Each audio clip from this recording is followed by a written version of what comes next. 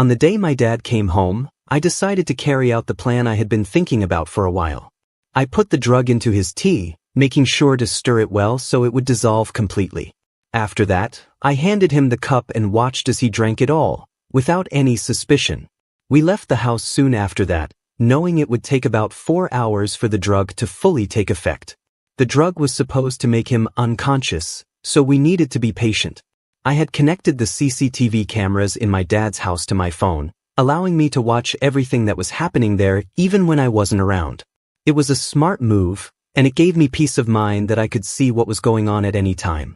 After 5 hours passed, I checked my phone and started watching the live footage. Just as I expected, my dad was lying on the couch in the living room, completely passed out. He wasn't moving at all. What happened next took me by surprise. My dad's girlfriend, Lauren, walked into the room and saw him lying there. Instead of panicking or calling for help, she walked up to him and slapped him on the face, trying to wake him up. But he didn't respond at all. He just lay there, unconscious. Rather than getting worried or concerned, Lauren did something shocking. She started jumping up and down, clearly excited. It was as if she had been waiting for this moment. After her little celebration, she pulled out her phone and made a video call to someone. The person on the other end of the call was a man. With a big smile on her face, Lauren told him, "The old fool is dead, baby. We're rich." She was convinced that my dad had died and that she was now going to inherit all his money. Lauren had been deceived into believing that my dad had changed his will to leave everything to her. It all started when my dad introduced Lauren to our family, telling us that she was his new girlfriend. At first, we thought he was joking. My name is Scott, and my dad is 75 years old. My siblings and I are all adults now, and most of us are married. My 3 older siblings even have kids of their own, while my wife and I are still planning to start a family. My dad is a wealthy man. He and my late mother built 2 successful beverage companies from the ground up. They worked tirelessly to make their brands well known, and now their products are famous. My mom passed away 12 years ago, and my dad never remarried. So when he suddenly called us all together and introduced us to Lauren, we were completely shocked. That day, we thought my dad had gathered us for one of his usual family meetings where he gives us advice. But when we saw Lauren, we were all stunned. She looked so young, and we couldn't understand how she could be in a relationship with someone as old as my dad. My first thought was that she was just a new housekeeper he had hired. But my dad proudly introduced her, saying, "This is Lauren, my new girlfriend. I'd like you all to treat her with the same respect you give me. Since your mother's death, no one has shown any interest in me, but Lauren did. I'm happy with her." Hearing this, I felt a mix of anger and confusion. How did they meet? When did this relationship start? Were they really in love? I couldn't help but question her intentions. "Does she even love you?" asked my dad. He replied confidently, "She loves me. We've been together for a month, and I can't tell you how happy I've been. She's the best thing that has happened to me since your mother. And she feels the same, right, baby?" Lauren nodded, but I wasn't convinced. She was only 27 years old, and my dad was 75. The age difference was huge, and it was hard to believe that she could truly love him. "How old are you?" I asked Lauren, still trying to make sense of the situation. When she told me she was 27, I was shocked. It confirmed my suspicions. A young woman like her would only be interested in a man as old as my dad for one reason: his money. There was no doubt in my mind that she was after his wealth. "Dad, you need to break up with her," I said, trying to reason with him. "She's too young, and you can't seriously think she's in love with you." But my dad was blinded by his feelings for Lauren, and he refused to listen. He believed that she truly cared for him, but I knew the truth. She was only with him for what she could gain, and now, watching her celebrate on the CCTV footage, I was more convinced than ever. "I'm 52 years old, Dad, and she's young enough to be your granddaughter. This just doesn't feel right at all." I couldn't believe what I was seeing and hearing. My father, a man in his 70s, was seriously dating a woman who was only 27 years old. The age difference was so massive that it was hard to wrap my head around it. I wasn't the only one who felt this way either. My sister quickly jumped in to agree with me, her voice firm and unwavering. "Dad, this is wrong in so many ways." "And you, young lady?" she turned to Lauren. "There's no way you're actually in love with my father. I just don't believe it." Lauren, however, wasn't fazed by our disbelief. She looked us both in the eye, her expression sincere, and calmly explained, "I understand that it's hard for you to believe because of how young I am. But please believe me when I say that I genuinely like your dad, a whole lot. In fact, I've never been in a relationship before because I've never been attracted to younger men. Your dad is the first man I've been with, and I haven't regretted a single day spent with him. I love him." Her words were smooth, convincing even. I had to admit she was good with her words. It wasn't just what she said but how she said it that made it so believable. She didn't need to do much more than talk, and somehow, she managed to lower our defenses. My sister and I exchanged looks, still skeptical but also unsure of how to respond. Could she be telling the truth? Could someone so young really fall for a man so much older? We spent the rest of that day at my dad's house, trying to get to know Lauren better. She was incredibly hospitable, going out of her way to make us feel comfortable. She even prepared a delicious meal for us, and my sister, who rarely complimented anyone, couldn't stop raving about how good the food was. Lauren was so thoughtful that she even packed some extra food for my sister to take home, knowing how much she had enjoyed it. There was something so humble and down-to-earth about Lauren that made it hard to dislike her. She was kind, polite, and seemed genuinely interested in our family. After that day, we met Lauren a couple more times, and with each meeting, our skepticism slowly began to fade. She was consistent in her kindness and care, always making sure my dad was happy and well taken care of. My dad, who had been lonely for so long after my mom passed away, seemed to have found new joy in life with Lauren by his side. He would call me nearly every evening, his voice full of excitement as he recounted the day's events. He talked about how Lauren helped him with everything from cooking to laundry, even washing the dishes after meals. They went out on dates regularly, and he always sounded so happy, almost like he was reliving the days when my mom was still alive. It was strange, but in a way, it felt like my mom had come back into our lives, not in the same form, but through Lauren. As the months passed, my siblings and I found ourselves growing fond of Lauren. We couldn't help it, she was just so lovable. She wasn't just there for my dad. She also took an interest in our lives. I owned a small restaurant at the time, and although it wasn't very big, Lauren would often stop by to help me out with various tasks. She was always willing to lend a hand, whether it was in the kitchen or with organizing things around the place. My older siblings, who had children of their own, also appreciated her help. She would visit them from time to time and offer to babysit or help with whatever they needed. About 6 months into their relationship, my dad dropped another bombshell on us. He and Lauren were getting married. I remember the day he invited us over to share the news. He was practically glowing with excitement, like a young man who had just fallen in love for the first time. But there was something strange about the whole thing. According to my dad, Lauren had proposed to him. She had taken him out on a date at a nice restaurant, and in the middle of their meal, she had pulled out a ring and asked him to marry her. I was stunned. It's not every day you hear about a woman proposing to a man, especially not in a situation like this. It was supposed to be the other way around, wasn't it? Why would she take the initiative to propose after just 8 months of dating? It didn't add up. When we asked my dad why she did it, he said that Lauren was afraid he might not want to marry her because of the age difference. She was worried that he would hesitate, thinking she was too young, so she decided to prove that she was serious about their relationship by proposing herself. My dad thought it was cute and thoughtful, a sign of her commitment and readiness for marriage. I wasn't so sure. The whole situation felt off, but my dad seemed genuinely happy, and Lauren continued to be as sweet and supportive as ever. It was hard to argue against the marriage when both of them seemed so certain about it. I wanted to believe that Lauren's intentions were pure, that she truly loved my dad and wasn't just after his money. But there was always that nagging doubt in the back of my mind, the feeling that something wasn't quite right. The wedding was a small affair, just close family and a few friends. My dad was over the moon, and Lauren looked radiant in her wedding dress. As I watched them exchange vows, I couldn't help but wonder if this was really what was best for him. Could a marriage built on such an unusual foundation really last? Only time would tell. In the weeks following the wedding, things seemed to settle into a routine. Lauren moved in with my dad, and they started their new life together. My siblings and I continued to visit, and each time, Lauren was as warm and welcoming as ever. She made my dad happy, and that was what mattered most.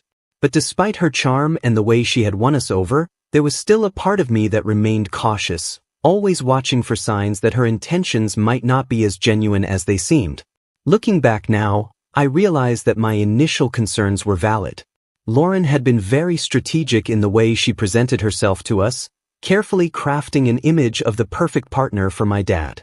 She knew exactly what to say and do to win our trust, and in the end, we were all taken in by her act.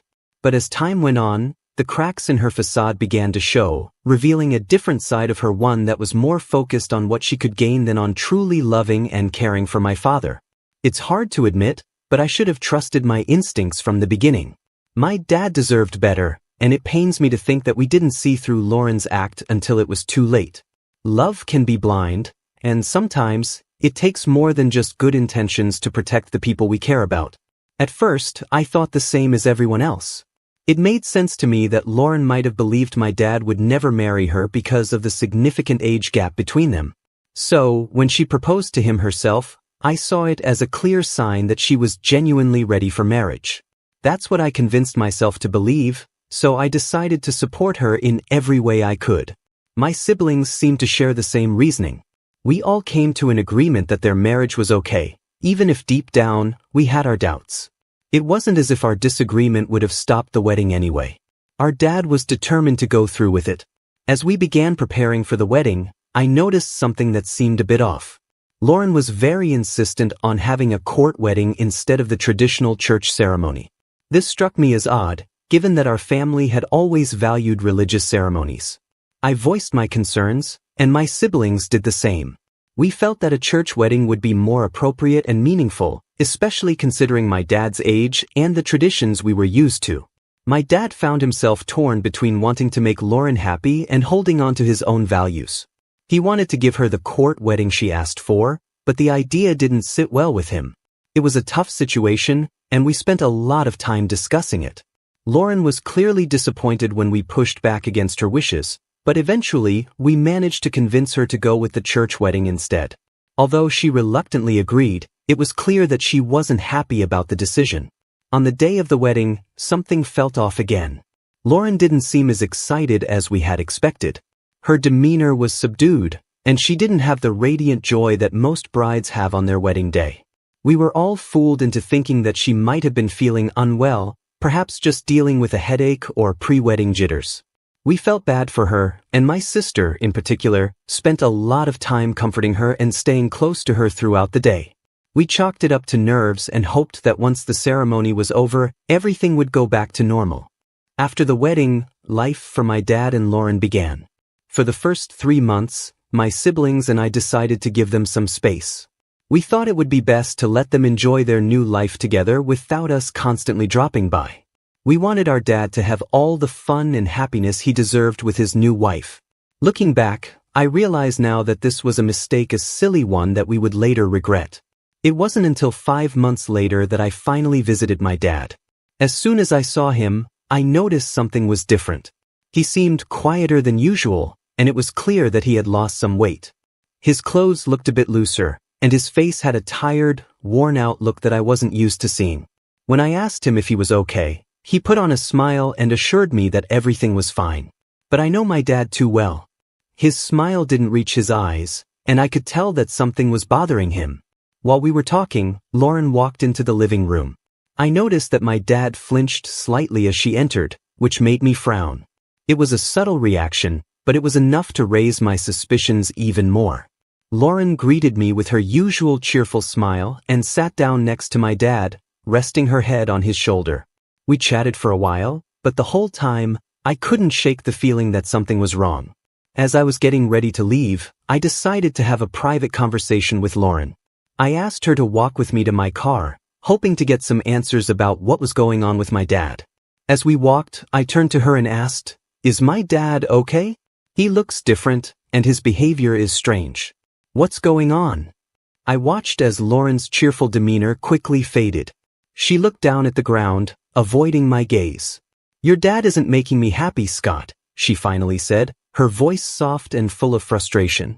"Ever since we got married, he's been distant. He pushes me away sometimes, and on some nights, he even sends me out of the bedroom." Her words hit me like a ton of bricks. "What? Are you serious? He sends you out of the room?" I couldn't believe what I was hearing. "Yes," she replied, looking up at me with a mixture of sadness and anger. "Can you believe it? I'm a young woman and I'm his wife. But he's treating me like this." She shook her head in disbelief. I was stunned. This wasn't like my dad at all. He had always been caring and considerate, especially towards the people he loved. Hearing Lauren describe his behavior made me worry even more. Something was definitely wrong, and I needed to get to the bottom of it. After our conversation, I left with a heavy heart. I couldn't stop thinking about what Lauren had told me. The image of my dad, distant and pushing her away, didn't fit with the man I knew. But at the same time, I couldn't ignore the fact that Lauren seemed genuinely upset. She had always been so good to my dad and to our family, and I had started to believe that maybe she really did care for him. But now, I wasn't so sure.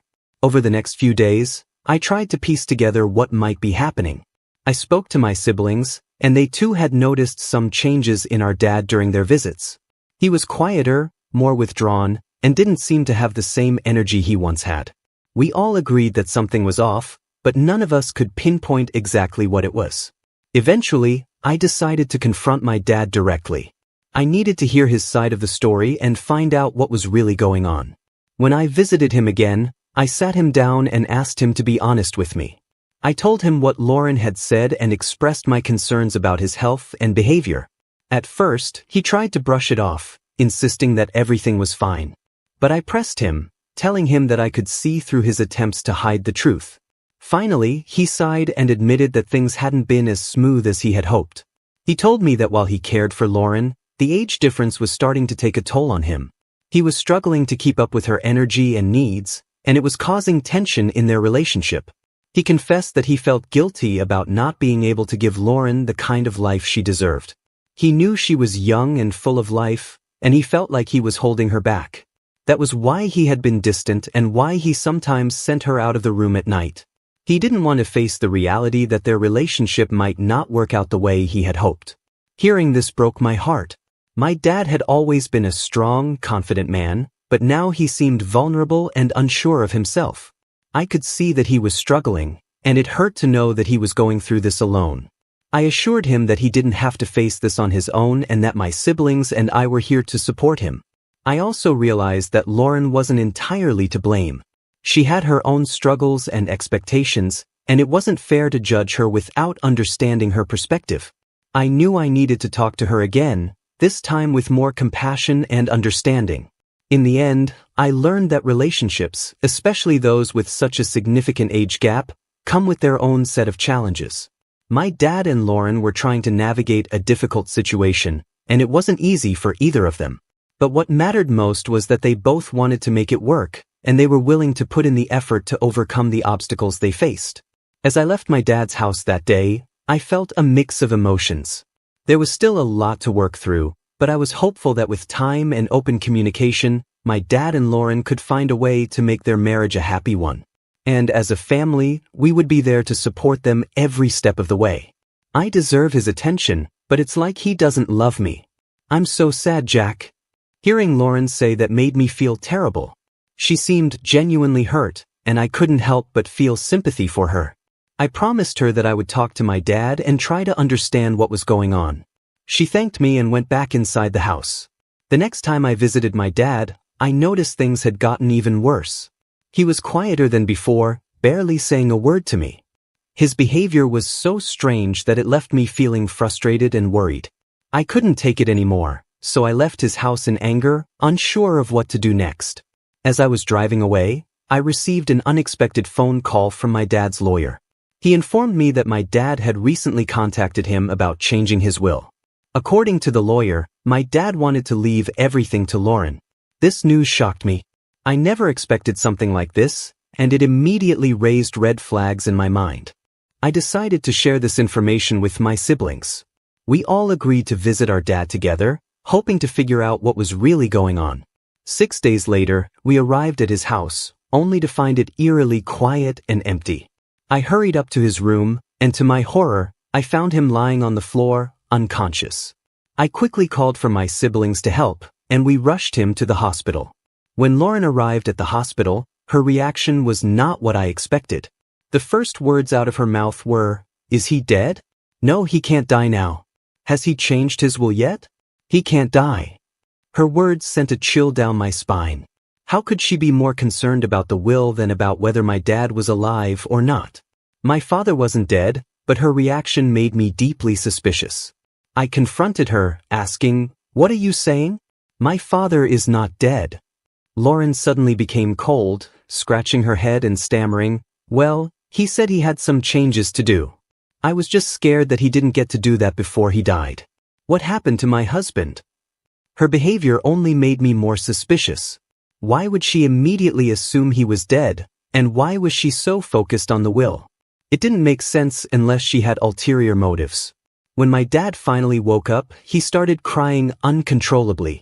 We tried to comfort him and asked why he was so upset, but he wouldn't tell us. Instead, he asked Lauren to leave the room, which only added to my suspicions. It seemed like something was terribly wrong, and my siblings agreed with me. We began to suspect that Lauren might be abusing our dad and that she was only interested in his money.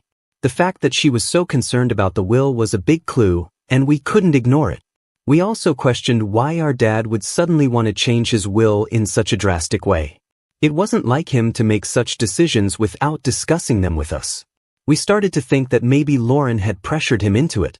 After all, she was the one who had proposed marriage in the first place, which was strange enough on its own. Determined to uncover the truth, we came up with a plan. We knew that our dad would never tell us if something was wrong, so we decided to find out on our own. Before leaving the hospital, we spoke to the family doctor who had been taking care of my dad for years. We trusted him completely, so we shared our concerns and asked for his help. The doctor gave us a drug that could make a person sleep for an entire day, making them appear as if they were dead. We planned to use this to see how Lauren would react if she thought my dad had passed away. We also arranged for Lauren to stay at the hospital with my dad for 3 more days, giving us time to install hidden cameras throughout their house. This way, we could monitor everything that happened once they returned home. On the day my dad came home, I put the drug into his tea, making sure it was well mixed so he wouldn't notice anything unusual. After he drank it, we left the house, knowing that it would take about 4 hours for the drug to take full effect. I had connected the cameras to my phone, so I could watch everything in real time. We waited anxiously, hoping that our plan would reveal the truth about Lauren and her intentions. I could see and hear everything that was happening in my dad's house, thanks to the cameras we had set up. 7 hours later, I started watching the footage on my phone. My dad had passed out in the living room, just as we expected. What happened next shocked me. Lauren walked into the room and saw my dad lying there, unconscious. Instead of panicking or calling for help, she tried to wake him up by slapping him. I was surprised by this, but my dad didn't move at all. He was completely out. What Lauren did next was even more disturbing. Instead of getting worried or concerned, she started jumping up and down, clearly excited. It was as if she had been waiting for this moment. After her little celebration, she quickly pulled out her phone and made a video call to someone. I watched as she spoke to a man on the other end of the call, saying, "The old fool is dead, baby. We're rich." She was convinced that my dad was dead and that she was about to inherit all of his money. What Lauren didn't know was that the lawyer had played a trick on her.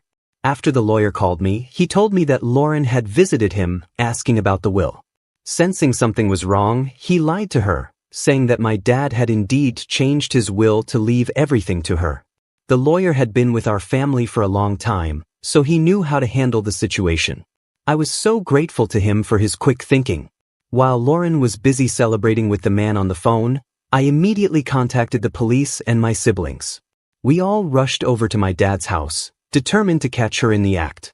When we suddenly burst into the house, Lauren was completely taken aback. She tried to escape, but it was no use. The police were quick to handcuff her and take her straight to the station. At the police station, it was discovered that Lauren and her 24-year-old boyfriend had been plotting to scam my dad. The boyfriend was also arrested, and both of them were taken to court. My dad was heartbroken when he found out the truth, but he didn't waste any time. He immediately divorced Lauren and cut all ties with her. Once Lauren was arrested, my dad finally opened up to us. He admitted that she had been abusing him, both emotionally and physically. He also confessed that he felt ashamed and disappointed in himself for not seeing through her sooner. However, he was relieved that we had saved him from her clutches. My dad also made it clear that he would never date or marry anyone ever again. He was done with relationships after this terrible experience. In court, Lauren was charged with emotional and physical abuse as well as fraud. She was sentenced to 30 years in prison, while her boyfriend received 20 years for being an accomplice. As Lauren was being led away, she broke down in tears, crying and apologizing to us. Her parents were also in tears. They told us that Lauren had run away from home, and they had thought she was missing. We felt bad for them, but we knew that Lauren had to be punished for what she had done. She was nothing more than a gold digger, trying to take advantage of my dad's kindness and wealth. Thank you for watching. Make sure to subscribe and leave a comment down below saying, "I subscribed," and we will do our best to reply to your comment.